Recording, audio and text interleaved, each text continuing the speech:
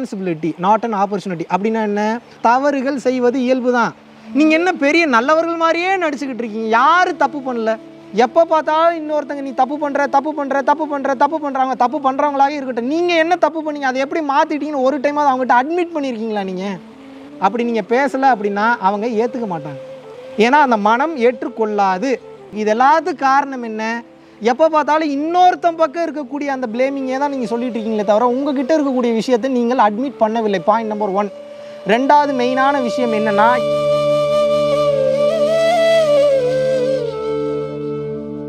குருவே சரணம். ஐயா வணக்கம். நான் Mahavishnu brother Shivratri online class attend பண்ணேன். இந்த அனுபவத்தை சொல்கிறதுக்கு வார்த்தைகளே இல்லை.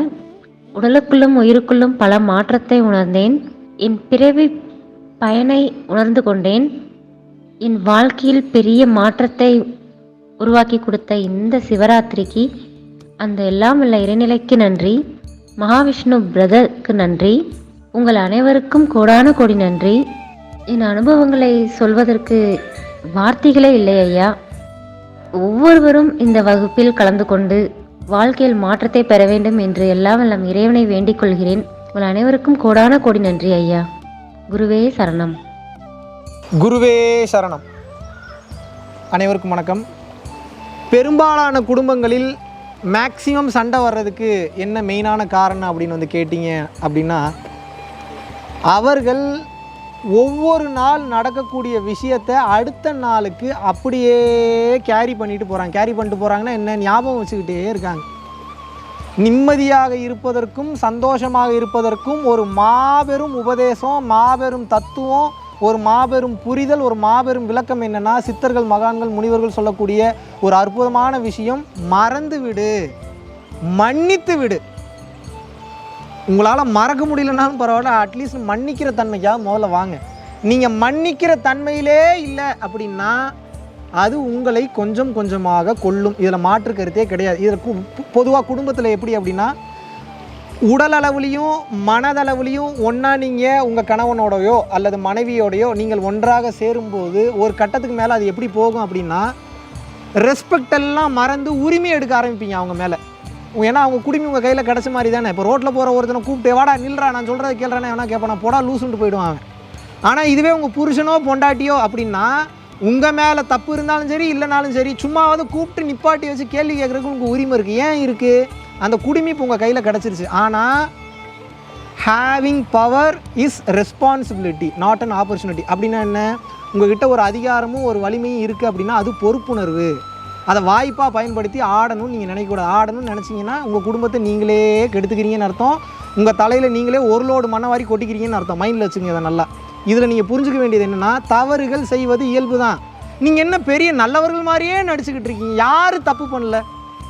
அவ்வளோ நல்லவரா நீங்கள்? ஒவ்வொரு மனிதர்களுக்குள்ளேயும் அவ்வளோ கெட்ட குணங்கள் இருக்குது. அதெல்லாம் களைவதற்காக தான் இந்த மனித பிறவி என்பதை கொடுத்துருக்காங்க. ஆல்ரெடி எத்தனையோ வீடியோவில் சொல்லியிருக்கேன் இல்லையா? ஆணவம் கண்மம் மாயைன்றாங்க.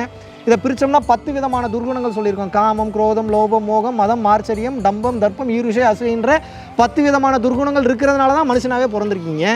அந்த துர்குணங்கள் இல்லைன்னா எப்போயோ நீங்கள் மகானாக மாறியிருப்பீங்க. எப்போயோ சித்தனா முத்தனா உயர்ந்த நிலைக்கு நீங்கள் போயிருப்பீங்க. அது முடியலன்றதுனால தான் இன்னும் இந்த உலகத்தில் வாழ்ந்துட்டுருக்கீங்க. உலகம் ஃபுல்லாக, அந்த பூமி ஃபுல்லாக இருக்கிறவங்களே நான் மீன் பண்ணுறேன், எல்லாரையும் தான் சொல்கிறேன். அப்படி இருக்கும்போது குடும்ப வாழ்க்கையில் எப்போ பார்த்தாலும் இன்னொருத்தங்க நீ தப்பு பண்ணுற அவங்க தப்பு பண்ணுறவங்களாக இருக்கட்டும். நீங்கள் என்ன தப்பு பண்ணீங்க, அதை எப்படி மாற்றிட்டீங்கன்னு ஒரு டைமாவது அவங்ககிட்ட அட்மிட் பண்ணியிருக்கீங்களா நீங்கள்? அப்போ எப்படி அவங்ககிட்ட இருக்கிறது அதே மனசு தான், உங்ககிட்ட இருக்கிறது அதே மனசு தான். அவங்க பெண்ணாக இருக்கிறதுனால மனம் வேறு மாதிரி செயல்படும், நீங்கள் ஆணாக இருக்கிறதுனால மனம் வேறு மாதிரி செயல்படும்லாம் நினைக்காது. மனம் என்பது ஒரே மாதிரி தான் செயல்படும். அதில் மாற்று கருத்தே கிடையாது. உடல் அமைப்புக்கு தகுந்த மாதிரி அவங்களோட பிலீஃப் சிஸ்டம் வேணால் மாறலாமே தவிர, உடல் வாகுக்கு தகுந்த மாதிரி அவங்களோட ஸ்டோரேஜ் கர்ம பதிவுகள் வேணால் டிஃப்ரெண்ட்டாக இருக்கலாமே தவிர, மனம் செயல்படுவது ஒரே மாதிரி தான். எப்படி? அந்த அகங்காரத்தின் பிடியில் செயல்படும். மனம் இருக்குனாவே அகங்காரம் இருக்குன்னு அர்த்தம். அந்த ஈகோனால தான் அந்த நான் தன்மைன்ற மொத்தமும் செயல்பட்டுக்கிட்டு இருக்கும். அப்படி இருக்கும்போது அவங்க என்ன தான் தப்பு பண்ணுறவங்களா இருந்தாலும், நீ தப்பு பண்ணுற மாற்றிக்கன்னு சொல்லிட்டு இருந்தீங்கன்னா வெறுப்பாயிரும் ஒரு கட்டத்துக்கு மேலே, அவங்க மேலே தப்பே இருந்தாலும். அப்போ அணுகும் முறை மிக சரியான முறை என்னென்னா, நீ இந்த தப்பு பண்ண மாற்றிக்க, நானும் இந்த தப்பு பண்ணியிருக்கேன், நானும் இதை நான் மாற்றிருக்கேன்னு சொல்லி உங்ககிட்ட இருக்கக்கூடிய மிஸ்டேக்ஸையும் நீங்கள் பேசணும். அப்படி நீங்கள் பேசலை அப்படின்னா அவங்க ஏற்றுக்க மாட்டாங்க. ஏன்னா அந்த மனம் ஏற்றுக்கொள்ளாது. அப்போ என்ன நீ தப்பே பண்ணாத ஒரு ஆளா, நீ என்ன அவ்வளோ பரிசுத்தமான ஒரு ஆளா அப்படின்னு அவங்க மனசில் ஆழமாக பதிஞ்சிருக்கும் போது, ஆமாம் நான் வந்து யோகவான், நான் மிகப்பெரிய உயர்ந்த நிலையில் இருக்கேன், நான் ஒரு மிகப்பெரிய மகான்ற மாதிரியே நீங்கள் நடிச்சுட்டு, ஆனால் அந்த மாதிரி நீங்கள் இல்லை அப்படின்னா அந்த பொய்யான டேட்டா அவங்க மைண்டுக்குள்ளே போகும்போது வெறுப்பாக க்ரியேட் ஆகும். வெறுப்பாக க்ரியேட் ஆகும்போது என்ன ஆகும்? கொஞ்ச நாள் பேசாமல் இருப்பாங்க. நீங்கள் திட்டுற வரைக்கும் ஒரு வருஷம் 2 வருஷம்லாம் போயிடுச்சுன்னா கண்டபடி குடும்பத்தில் சட்டி முட்டி பறக்கும், அண்டா குண்டா பறக்கும், அசிங்கமாக கெட்ட வார்த்தையில் பேசுவாங்க, அடிதடி வெட்டுக்கூத்த அளவு கூட போகிறதுக்கு வாய்ப்பு இருக்குது. இது எல்லாத்துக்கும் காரணம் என்ன? எப்போ பார்த்தாலும் இன்னொருத்தன் பக்கம் இருக்கக்கூடிய அந்த பிளேமிங்கே தான் நீங்கள் சொல்லிட்டு இருக்கீங்களே தவிர உங்ககிட்ட இருக்கக்கூடிய விஷயத்தை நீங்கள் அட்மிட் பண்ணவில்லை. Point number 1. 2வது மெயினான விஷயம் என்னென்னா, எவ்வளோ பெரிய தவறுகள் புருஷனும் பொண்டாட்டியும் பண்ணுறது சகஜதான்றதை முதல்ல உணர்ந்து அவங்க செஞ்ச தப்பை அன்னன்னைக்கே மன்னிச்சிருங்க. நைட்டு நீங்கள் தூங்க போகிறீங்கன்னா அன்னைக்கு நடந்த மொத்த விஷயத்தையும் அன்னைக்கே மறக்க ட்ரை பண்ணுங்கள். அப்படி இல்லைன்னா மறக்க முடியலையா அட்லீஸ்ட் மன்னிக்கிறக்கா ட்ரை பண்ணுங்கள். இந்த தன்மையில் நீங்கள் இருக்கும்போது உங்களது இதயம் என்பது பரிசுத்தம் அடையும், பலவீனம் ஆகாது. உங்களை நீங்களே தான் ரெடி பண்ணிக்கணும், அடுத்தவங்க ரெடி பண்ணவே முடியாது. தன்னைத்தான் காக்கின் சினம் காக்க காவாக்கால் தன்னையே கொல்லும் சினம்ங்கிறார் திருவள்ளுவர் தெய்வ புலவர். அப்போ என்ன சொல்கிறது? இந்த சினம் என்பதில் ஆரம்பித்ததில் இருந்து எப்படி தன்னை மாற்றிக்கணுன்றது எல்லாமே வெளியில் இல்லை, எல்லாமே உள்ளதான் இருக்குன்றாங்க.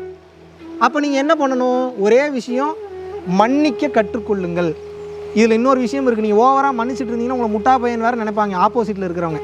அப்போ நீங்கள் மெயினாக நீங்கள் என்ன பண்ணணும்னா, நன்றாக புரிந்து கொள்ளுங்கள். மன்னித்தது மட்டும் இல்லாமல் நீங்கள் மன்னிச்சிட்டேன் அப்படின்ற விஷயத்தை வெளிப்படுத்தும் வகையில், சரி அதை விடுங்க பார்த்துக்கலாங்க, இது நடக்கிறது சகஜம்தாங்க, மனித வாழ்க்கையில் இருக்கிற சகஜம்தாங்க, அடுத்த விஷயம் நம்ம என்னன்றதை பார்ப்போங்கன்றதை அந்த பெரும்போக்கான தன்மையில் நீங்கள் செல்ல வேண்டும். அந்த பெரும்போக்கான தன்மையில் செல்லும்போது ஆப்போசிட்டில் இருக்கிறவங்க எப்பேற்பட்ட நெகட்டிவான பர்சனாக இருந்தாலும் உங்களுடைய அந்த ஹம்பிள்னஸ், அந்த டெம்பரன்ஸ், அந்த தன்னடக்கம், அந்த பக்குவ நிலைக்கு ரசிகர்களாக மாறிவிடுவார்கள். ரசிகர்களாக மாறிட்டாங்கன்னா என்ன ஆகும் அப்படின்னா, நீங்கள் பேசுகிறத கேட்க ஆரம்பிப்பாங்க.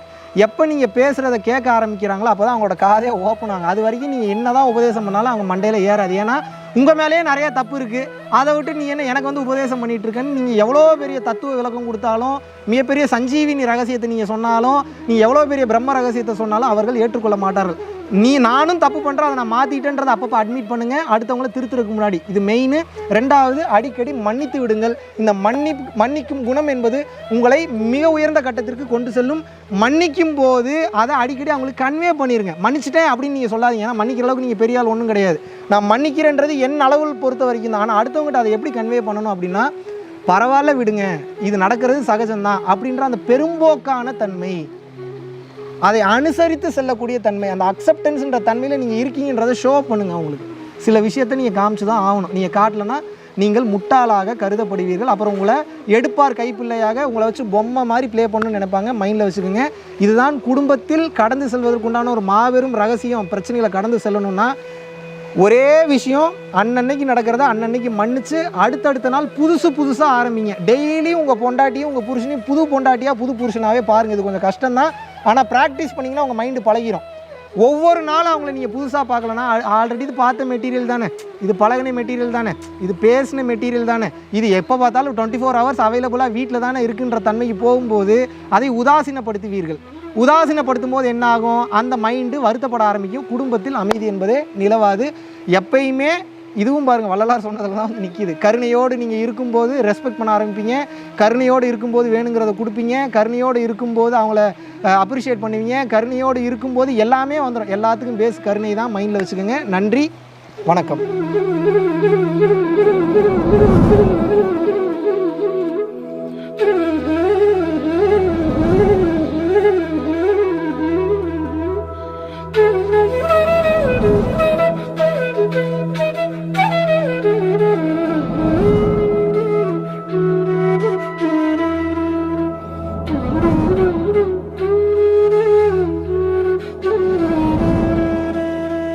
பல லட்சம் மக்களுக்கு உணவளித்து அவர்களுடைய பசிப்பினியை ஆற்றுவதற்குண்டான ஒரு மாபெரும் வாய்ப்பை அந்த பிரபஞ்சமும் மக்களாகிய நீங்களும் இன்றைக்கு நமது அறக்கட்டளைக்கும் அறக்கட்டளையினுடைய நிர்வாகிகளுக்கும் மற்றும் தன்னார்வ தொண்டர்களுக்கும் நீங்கள் வழங்கியிருக்கின்றீர்கள். அதன் மூலியமாக பல உயிர்களுக்கு அன்னதானம் பண்ணிட்டு இருந்திருக்கோம். பல உயிர்களுக்கு பார்த்தீங்கன்னா வஸ்திர தானம், துணிமணி எடுத்து கொடுத்துருக்கோம்.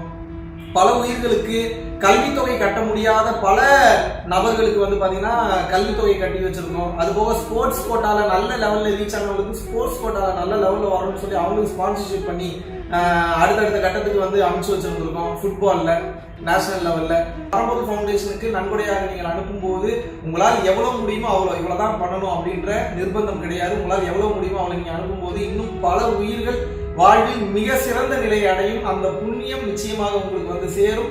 சோ உங்களது வாழ்வில் பல பிரச்சனைகளை மாற்றி அமைக்க பல டோர்ஸ் ஓபன் ஆக உங்ககிட்ட இருக்கிறத அதிகமாக வெளியே கொடுங்கள். உங்களால் முடிந்தவர்களுக்கு உங்கள் கைகளாலே கொடுங்கள். இந்த ஞானமும் இந்த தானமும் இரண்டு கண்களாக பரம்பொருள் அறக்கட்டளைக்கு எப்போதும் செயல்பாடாக இருக்கும். அதற்கு உங்களால் முடிந்த பண உதவியையோ அல்லது பொருள் உதவியோ நீங்க செய்யணும்னு விருப்பப்படுறவங்க ரெகுலர் பேசிஸ்ல பண்ணும்போது இந்த ஃபவுண்டேஷனை அடுத்த கட்டம் மக்களுக்கு உதவுவதற்காக நாம் நடத்தி கொண்டு செல்லலாம். நன்றி, வணக்கம்.